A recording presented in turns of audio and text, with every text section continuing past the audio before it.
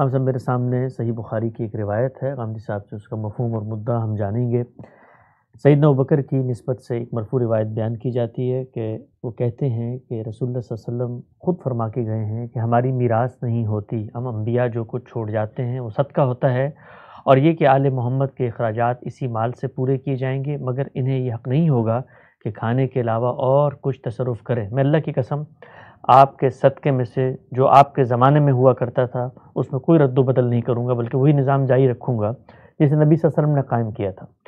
پھر سیدنا علی ابوبکر رضی اللہ عنہ کے پاس آئے اور کہنے لگے، اے ابوبکر، ہم آپ کی فضیلت و مرتبے کا اقرار کرتے ہیں۔ اس کے بعد انہوں نے نبی کریم صلی اللہ علیہ وسلم سے اپنی قرابت اور اپنے حق کا ذکر کیا۔ ابوبکر رضی اللہ تعالیٰ عنہ نے فرمایا، اس ذات کی قسم جس کے ہاتھ میں میری جان ہے، آپ صلی اللہ علیہ وسلم کی قرابت والوں سے سلوک کرنا مجھے اپنی قرابت والوں سے سلوک کرنے سے زیادہ پسند ہے۔ ہم سب یہ پس منظر تو باغ فدق کا ہے، اس پر آپ کا نقطہ نظر سامنے آتا رہتا ہے۔ روایت کو سامنے رکھ کے 2-3 سوالات ہیں وہ میں آپ کی خدمت میں رکھتا ہوں۔ پہلی چیز یہ ہے کہ اگر دین اور شریعت نے وراثت کا کوئی قانون مقرر کیا ہے تو جس طرح ہم عام مسلمان اس کے پابند ہیں تو انبیاء کو بھی ہونا چاہیے۔ کیا قرآن مجید میں کوئی ایسا استثناء موجود ہے جس سے رسول اللہ صلی اللہ علیہ وسلم بطور نبی کے میراث لینے اور آگے تقسیم کرنے کا حق نہیں رکھتے؟ یہ استثناء کیسے پیدا ہوا، اور اگر پیدا ہوا ہے تو خبر واحد سے پیدا ہوا ہے؟ خبر واحد تو دین میں کوئی مستقل بذات حکم نہیں دے سکتی۔ پہلے سوال کا جواب ارشاد فرمائیں کہ یہ روایت قرآن میں دیے گئے میراث کے عمومی مطلق قانون کے اندر ایک تخصیص پیدا کر رہی ہے خبر واحد کے ذریعے۔ سب سے پہلے خود قرآن کا قانون سمجھنا چاہیے۔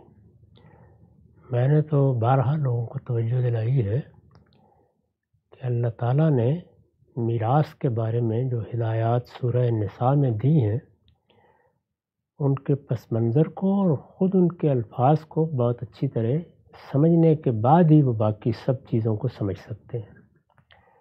پس منظر یہ ہے کہ پہلے سے میراث کی تقسیم کے بارے میں کچھ روایات چلی آ رہی تھی، ان کو قرآن مجید نے معروف سے تعبیر کیا ہے۔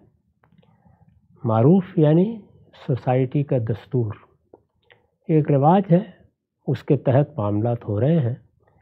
پہلے مرحلے میں تو یہی توجہ دلائی کہ لوگ اس معروف کی اور اس رواج کی پابندی کریں۔ اس کے بعد پھر سورہ نساء کی آیات 11-12 میں اللہ تعالیٰ نے ارشاد فرمایا کہ معروف میں بہت سی چیزیں نزاع کا باعث بنتی ہیں، کیونکہ میراث ایک ایسی چیز ہے کہ زندگی میں آپ فیصلے کرتے ہیں، کسی کو کوئی معاملہ ہے، کوئی اختلاف ہے، بات ہو جائے گی، مرنے کے بعد آپ کیا چھوڑ کے گئے ہیں اس کو تقسیم ہونا ہے۔ اس میں پہلا سوال، اور یہ بڑا نازک سوال ہے، وہ یہ ہے کہ حقدار کون ہے؟ تو حقدار کون ہے کے بارے میں ہم دنیا کی تاریخ میں جاتے ہیں تو معلوم ہوتا ہے کہ 10 قسم کی آرا رہی۔ ایک لمبے عرصے تک دنیا کے تمدن میں یہ رائے رہی ہے کہ بڑے بیٹے کو دے دیا جائے، ایک ہی جگہ رہیں گی ساری چیزیں، اور اس طرح جو جائیداد بنی ہے یا جو امپائر وجود میں آیا ہے اس میں کوئی خلل نہیں ہوگا۔ ایسی ہی بہت سی روایات دنیا کے دوسرے علاقوں میں، دوسری تہذیبوں میں رہی ہیں۔ اللہ تعالیٰ نے یہ فرمایا کہ سب سے پہلے تو میرا فیصلہ یہ ہے کہ تمہارے براہ راست اعزاء اس کے حقدار ہیں۔ براہ راست اعزاء کون ہے؟ میں جب دنیا سے رخصت ہوتا ہوں تو میرے والدین میرے ساتھ پیچھے سے براہ راست تعلق رکھتے ہیں، میں ان کے ہاں پیدا ہوا ہوں۔ میری اولاد اور میاں اور بیوی کا رشتہ، کیونکہ قانون نے اگرچہ وہ رشتہ بنایا ہے تاہم وہ براہ راست رشتہ ہے، تو ارشاد فرمایا کہ یہ ہے حقدار۔ اب اگر کسی کی اولاد نہیں ہے تو پھر اس کے ساتھ بہن بھائی اس کی جگہ لے سکتے ہیں۔ تو ایک فیصلہ اللہ تعالیٰ نے یہ فرما دیا۔ یہ فیصلہ کرنا آسان نہیں تھا۔ دنیا کی تاریخ پر ایک نگاہ ڈال کے دیکھ لیں، اس میں بہت کچھ نزاعات رہے ہیں۔ دوسرا مسئلہ یہ تھا کہ یہ سب براہ راست رشتہ دار ہیں، یعنی بیوی بھی، شوہر بھی، اولاد بھی، والدین بھی، تو ان کے حصے کیسے تقسیم ہوں؟ یعنی کیا اصول ہے؟ کوئی معیار ہونا چاہیے۔ میں اگر والدین کے بارے میں فیصلہ کروں کہ انہیں زیادہ دوں گا تو اولاد کے ماتھے پہ شکن آ سکتی ہے۔ اولاد کے معاملے میں کہوں تو والدین یہ خیال کر سکتے ہیں۔ تو اللہ تعالیٰ نے فرمایا کہ تم یہ فیصلہ نہیں کر سکتے، یعنی ان میں سے کون اقرب و نفع ہے۔ یہ اسی سورہ میں انہی آیات میں اس کی وضاحت کی ہے کہ یہ فیصلہ کرنا کہ تمہارے ساتھ کس کا منفعت کا زیادہ تعلق ہے، اس میں دیکھیے ایک ہی لفظ میں بہت سے سوالوں کا جواب دے دیا۔ یعنی میراث کی تقسیم میں حقدار کیسے بنتا ہے؟ منفعت کے تعلق کی بنیاد پر رشتہ داروں سے ایک بالطبع منفعت حاصل ہوتی ہے۔ تو یہ بتا دیا کہ اس کی وجہ یہ ہے، اس لیے تمہاری میراث میں ان کو وارث بنایا جا رہا ہے۔ دوسری بات یہ بتائی کہ اس میں منفعت ہی کا قرب و بعد فیصلہ کرے گا کہ کس کا حصہ کم اور کس کا زیادہ ہونا چاہیے۔ ٹھیک، تو تم فیصلہ نہیں کر سکتے، لا تدرون، یہ فیصلہ پھر میں نے خود فرما دیا۔ تو اس کو اپنی وصیت اللہ تعالیٰ نے کہا تاکہ مسلمانوں کے گھرانوں میں اب کوئی نزاع نہ ہو۔ اللہ نے مقرر کر دیا یہ والدین کا حق ہے، یہ اولاد کا حق ہے، اولاد نہ ہو تو یہ بہن بھائیوں کا حق ہے، یہ بیوی کا حق ہے، یہ میاں کا حق ہے۔ لیکن جب یہ قانون بیان کیا تو یہ بتایا کہ اس سے پہلے تم کو حق حاصل ہے کہ تم کوئی وصیت کرنا چاہتے ہو تو کر دو، اس پر کوئی قدغن نہیں لگائی، کوئی پابندی نہیں لگائی۔ جو قدغن فحوائے کلام سے لگ رہی ہے وہ ایک ہی ہے، اور وہ یہ ہے کہ جن کے حصے اللہ نے مقرر کر دیے ہیں رشتہ داری کی بنیاد پر، ان کے حصوں میں اب تصرف کا حق میرے یا آپ کے پاس نہیں رہا۔ تو ان کا معاملہ تو اللہ تعالیٰ کی طرف سے طے ہو گیا۔ اس کو اللہ تعالیٰ نے اسی لیے فرمایا کہ میری وصیت ہے۔ تو اللہ کی وصیت کے مقابل میں تو کوئی وصیت پیش نہیں کی جا سکتی، لیکن ان کے علاوہ اور رشتہ داری کے تعلق کو چھوڑ کر خود ان کی کسی ضرورت، کسی منفعت کے پہلو سے اگر کوئی وصیت کرنی ہو تو ہر جگہ یہ فرمایا کہ تمہاری وصیت کے بعد، اور اس وصیت کو نکرہ استعمال کیا، جو وصیت تم چاہو کر دو، جتنی چاہے کر دو، کوئی پابندی نہیں لگائی اس کے اوپر سوائے اس ایک پابندی کے۔ یہ قانون ہے، تو اس میں مجھے بھی حق ہے، آپ کو بھی حق ہے کہ ہم اپنی میراث کے بارے میں یہ وصیت کر دیں کہ یہ ساری کاری اللہ کی راہ میں ہے۔ یعنی اس میں کیا چیز ہے جو قانون کے خلاف ہے؟ اللہ کی راہ میں دینے پر تو کوئی پابندی نہیں ہے۔ پابندی یہ ہے کہ جو وارث ہیں ان کے معاملے میں اپنی طرف سے کوئی اقدام کیا جائے۔ یعنی میں وصیت کروں گا، میں نے ساری اللہ کے راہ میں وصیت کر دی، میں نے 1/3 کر دی، میں نے 2/3 کر دی، جو بچے گا اس میں وارثوں کے حصے ہوں گے۔ اگر میں سارا کا سارا اللہ کی راہ میں دے دیتا ہوں تو اس میں کوئی قانونی رکاوٹ نہیں ہے۔ رسول اللہ نے ایک موقع پر صرف نصیحت کی تھی کہ ایسا نہ کرو تو اچھا ہے۔ یعنی اپنے ایک صحابی کو انہوں نے کہا میں سب اللہ کی راہ میں دینا چاہتا ہوں، تو فرمایا تمہارے اعزاء اقربا ہیں، ان کو کیوں دوسروں کا محتاج چھوڑ کے جا رہے ہیں؟ پابندی کوئی نہیں ہے۔ تو اس لیے اگر یہ معاملہ جو صدیق رضی اللہ عنہ کے سامنے پیش ہوا اس کو میراث کا معاملہ مانا جائے تو رسالت مآب نے جو کچھ فرمایا وہ سیدنا صدیق سے بڑھ کر کس کی روایت ہو سکتی تھی کہ جس کو قبول کرنے سے انکار کر دیا جائے۔ وہ فرما رہے ہیں کہ آپ نے یہ کہا تھا کہ ہم انبیاء لا نرث ولا نورث، نہ ہم کسی چیز کے مالک بنتے ہیں جو دنیا میں ہوتا ہے بس اس کو استعمال کر لیتے ہیں، نہ اپنی میراث چھوڑ کے جاتے ہیں کہ وہ لوگوں میں تقسیم کی جائے۔ جو ہم چھوڑتے ہیں ما ترکنا صدقہ، وہ اللہ کی راہ میں خرچ کر دیا جائے۔ تو اگر اس زاویے سے انہوں نے دیکھا تو یہ بھی بالکل ٹھیک ہے، اور اگر دوسرے زاویے سے دیکھیے جو قرآن نے بیان کیا ہے کہ یہ در حقیقت یعنی فدق اور اس طرح کے باغات وغیرہ یہ کوئی ذاتی ملکیت تھے ہی نہیں، یہ تو اللہ تعالیٰ نے قومی املاک کی حیثیت سے محفوظ رکھ لیے تھے، اور یہ فرمایا تھا، بلکہ اسی میں یہ اصول بیان کیا ہے، یہ بھی بتایا ہے کہ کیوں قومی املاک رہنی چاہیے۔ سورہ حشر میں ہے تو اس میں پوری بات بیان کی ہے کہ قومی املاک جیسے زمین ہے، جس طرح زمین کے خزانے ہیں، تو یہ فرمایا ہے کہ یہ قومی املاک کی حیثیت سے رہنے چاہیے، کیونکہ اگر تم ان کو نجی ملکیت میں دے دو گے تو لکیلا دولتم بین الاغنیاء منکم، ایسا ہوگا پھر کہ یہ تمہارے اغنیاء ہی میں گردش کرتے رہیں گے۔ یعنی نجی ملکیت میں دے دو گے تو تھوڑا عرصہ نہیں گزرے گا کہ چند ہاتھوں میں چلے جائیں گے، اور انہی کے ہاتھوں میں جائیں گے جن کے لیے اللہ تعالیٰ نے غنی ہونے کے مواقع پیدا کر دیے ہوتے ہیں، کیونکہ دنیا میں اس کے کچھ قوانین اور اصول چل رہے ہیں، تو ان کو قومی املاک رکھا جائے۔ یہ قومی املاک کی حیثیت سے رسالت پاک صلی اللہ علیہ وسلم کے پاس تھے، اور اس میں خود اللہ تعالیٰ نے بتا دیا تھا کہ آپ اس میں اپنے اخراجات بھی پورے کریں، اپنے اعزاء اقربا کے اخراجات بھی پورے کریں۔ تو اس کے بارے میں اگر یہ تاثر پیدا ہو گیا کہ یہ کوئی ذاتی ملکیت ہے، یہ بھی ہو سکتا ہے، تو اگر سیدنا صدیق نے قرآن کی اس آیت کو سامنے رکھ کر ان کو قومی املاک کی حیثیت دی اور ان کے بارے میں وہی فیصلہ کیا جو حضور نے اپنے لیے کیا تھا، صورت میں بھی ٹھیک ہے۔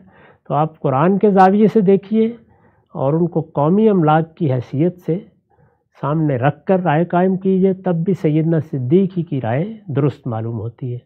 اور اگر میراث کے معاملے میں جو کچھ انہوں نے فرمایا ہے اس کو سامنے رکھیں، تب بھی قرآن کی روشنی میں بالکل ٹھیک ہے۔ تو میرے نزدیک اگر آدمی جذبات یا تعصبات میں مبتلا نہ ہو تو استدلال کی بنیاد پر تو سیدنا صدیق کی رائے پر کوئی ادنا اعتراض نہیں کیا جا سکتا۔ نقطہ بالکل واضح ہوا۔ اچھا، ہم سب کچھ ضمنی توضیحی سوالات ہیں اسی سے متعلق، وہ بھی رکھتا ہوں آپ کی خدمت میں۔ سب سے پہلی چیز جو اولاد ہے، ظاہری بات ہے اس قضیے کے اندر تو اولاد فریق کی حیثیت سے کھڑی ہوئی ہے۔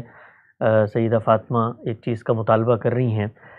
پہلا سوال یہ ہے کہ جو رسالت مآب صلی اللہ علیہ وسلم نے وصیت کی تھی، اس وصیت سے خود اولاد کیسے ناواقف ہے، اور باہر سے ایک شخص جو ہے وہ کہہ رہا ہے کہ جی یہ ہمیں رسول اللہ کی وصیت ہے۔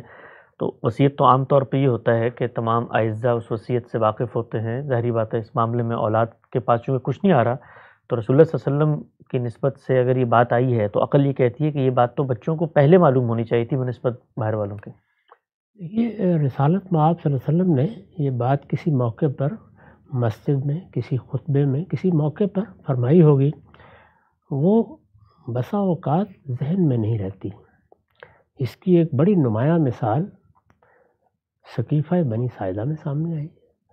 رسالت مآب نے یہ فیصلہ کر دیا تھا کہ دو جماعتیں ہیں، ایک انصار کی ہے، ایک قریش کی ہے، میرے بعد اقتدار قریش کو منتقل ہو جائے گا، لیکن انصار اس کو بھول بیٹھے۔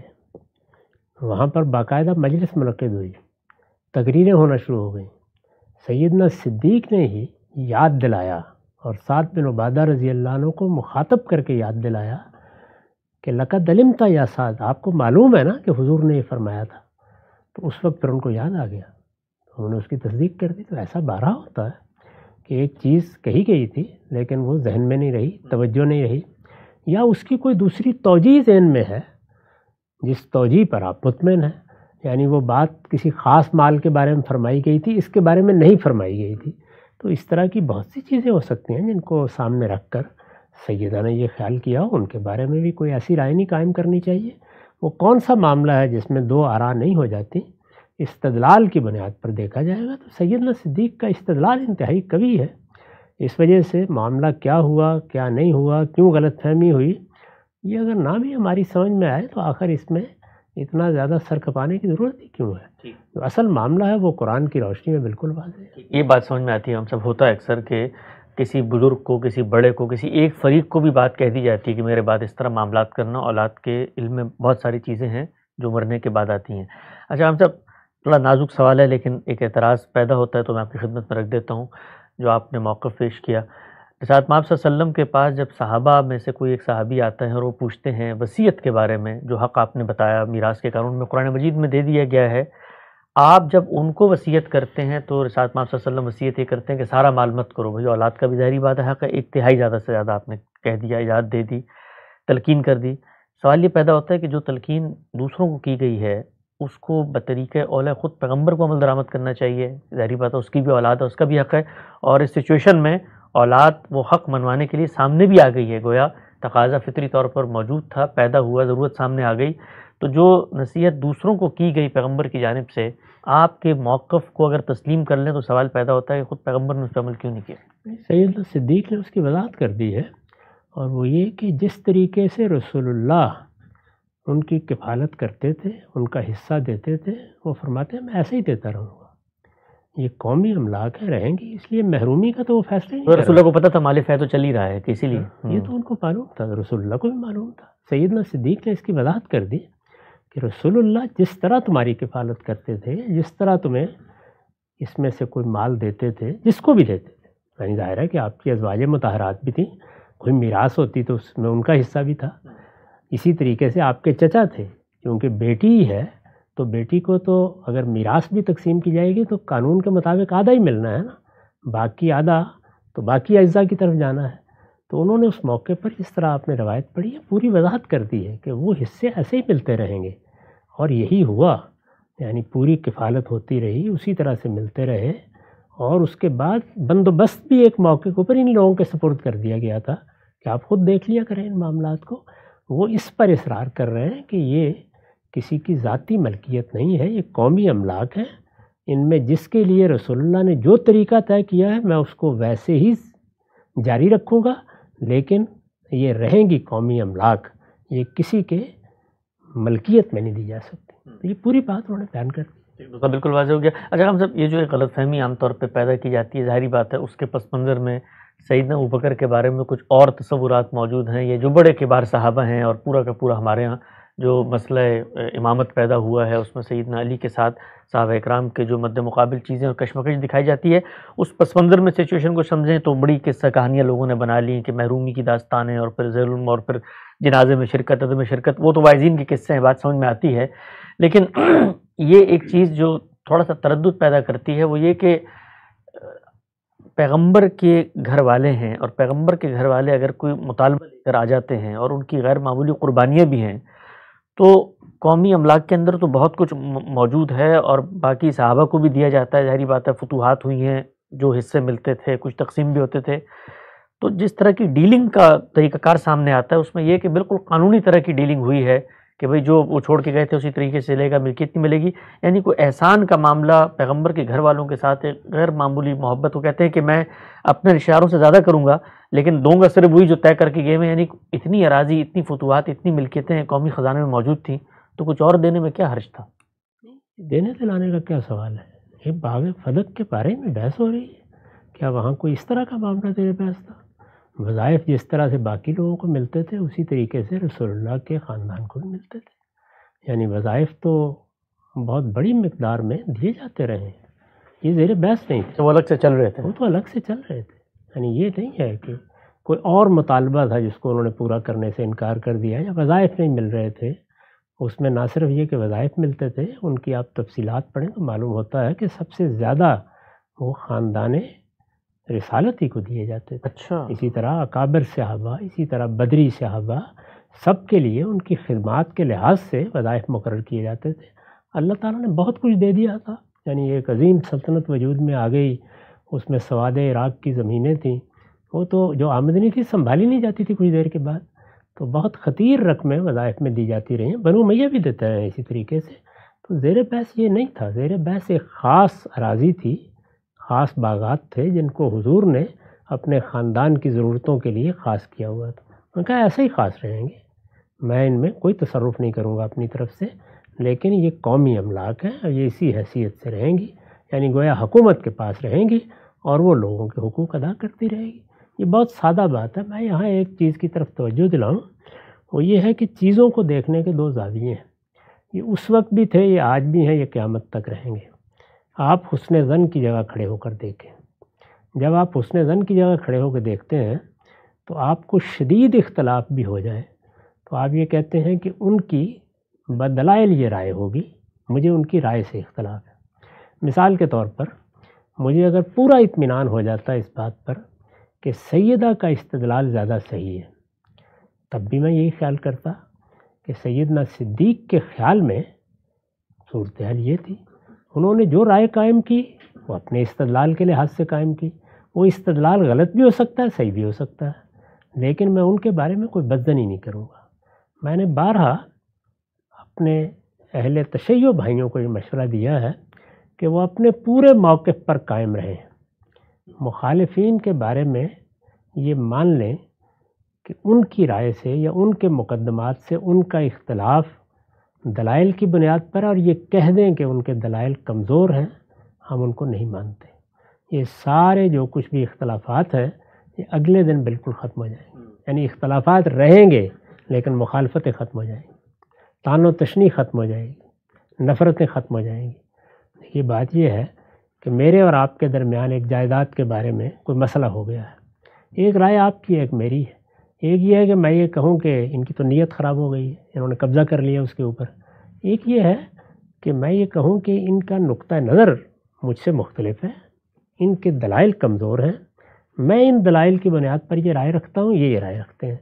मज़हब में भी अगर यही रवैया इख्तियार कर लिया जाए, अकायद में भी यही रवैया इख्तियार कर लिया जाए, तफसीर में भी यही रवैया इख्तियार कर लिया जाए, तो फिर मुसलमानों के अंदर 1000 मदरसा फ़िक्र हो, कोई ख़राबी नहीं होती, फिर वो मदारस फ़िक्र ही रहते हैं।